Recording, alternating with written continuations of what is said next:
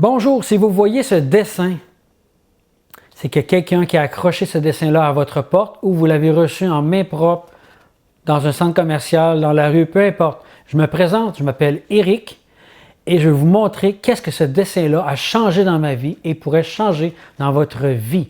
Le premier cercle représente la Terre. Et la Terre, vous voyez qu'il y a un éclair dedans, ça représente le monde brisé. Partout ce qu'on voit aujourd'hui, on voit le monde est en brisement, il y a des guerres, il y a des meurtres, il y a des pressions de toutes sortes, des tremblements de terre, des famines, ça ne va pas bien. On pourrait en nommer beaucoup. Nous sommes tous nés dans ce monde, dans cet état de brisement.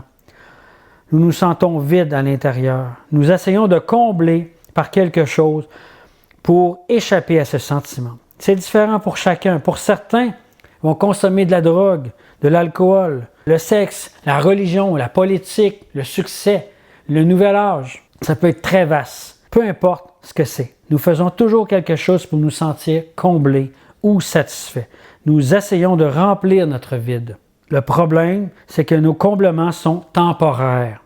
Dès que la saison est finie, boum, nous nous retrouvons à la case départ avec le même sentiment de vide. Nous ne sommes pas transformés. Il n'y a pas de changement. Nous vivons tous dans cet état-là. Mais ce n'est pas le monde selon Dieu qui a créé.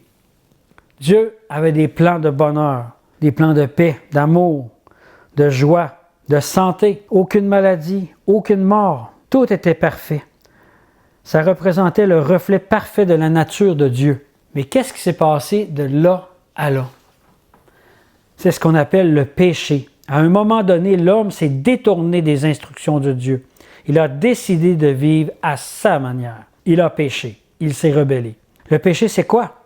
Bien, tout ce qu'on fait, tout ce qu'on dit, tout ce qu'on pense, tout ce qui est contraire à la nature de Dieu. Mais ça peut être le mensonge, le meurtre, ça peut être de voler, dire un faux témoignage.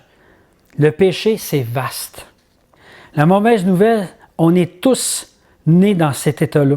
La Bible dit que tous ont péché et sont privés de la présence de Dieu, de la gloire de Dieu. Quand on vit dans cet état-là, ça veut dire que lorsqu'on va mourir, nous passerons l'éternité séparés de Dieu. Nous irons tous dans un endroit qui n'a pas été créé pour nous, mais qui s'appelle l'enfer. Le désir profond de Dieu est que personne n'aille dans cet endroit-là. Dès le départ, lorsque nous avons été créés, Dieu a fait cet endroit-là pour qu'on soit en communion avec lui et sa création. Mais personne n'est capable de se libérer du péché.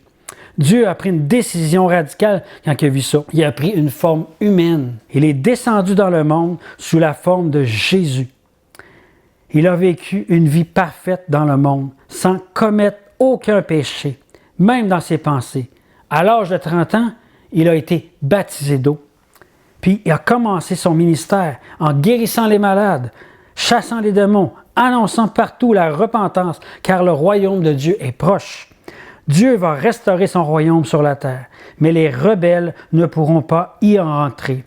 Il faut que vous naissiez de nouveau pour entrer dans son royaume. Il a fait l'œuvre pendant 3 ans et demi pour nous montrer le royaume.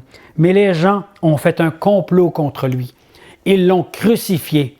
Ils n'ont pas accepté son message. Mais comme Jésus n'a jamais péché, la mort n'a pas pu le retenir. 3 jours plus tard, il est ressuscité. Lors de sa résurrection, Dieu a fait de lui le sacrifice parfait, puisqu'il n'a jamais péché. C'est le seul homme n'avoir jamais péché.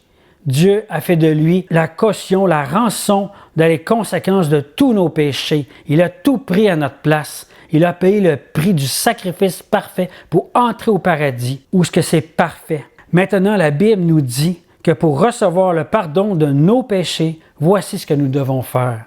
Nous repentir de nos péchés, reconnaître que nous avons vécu sans Dieu, étant rebelles à Dieu. Se repentir de ses péchés veut dire demander pardon à Dieu, puis décider de s'en détourner. Si tu volais, tu ne voles plus. Si tu mentais, tu ne mens plus. Si j'ai blessé une personne, ben je vais lui demander pardon. La repentance porte toujours un fruit. Acte 2, 38 dit que si nous devons nous faire baptiser au nom du Seigneur Jésus pour le pardon de nos péchés, et vous recevrez le Saint-Esprit. C'est une nouvelle vie. Nous nous soumettons à Jésus et nous donnons notre vie à Jésus. Une fois baptisés par sa promesse du Saint-Esprit, il va nous restaurer, faire de nous une nouvelle créature et nous réconcilier avec Dieu. Ensuite, Dieu nous envoie dans le monde comme un témoin. Après avoir été guéri, libéré, transformé et pardonné, notre cœur devient complètement différent. Étant changé par son Saint-Esprit, nous sommes témoins comme Jésus. Nous sommes une lumière. Des gens sont touchés par notre message et notre témoignage. Maintenant, mon ami, je te pose une question. Où te situes-tu aujourd'hui? Dans le premier cercle ou dans le deuxième cercle? Qu'est-ce qui t'empêche aujourd'hui de te repentir? Sur cela, c'est terminé. Tu as des questions? Tu as le goût de prendre un café? Tu as le goût de savoir c'est quoi naître de nouveau? Écris-moi, je m'appelle Éric. Écris-moi au courriel qu'on a laissé sur le carton. Ça va me faire plaisir de te rencontrer. À bientôt!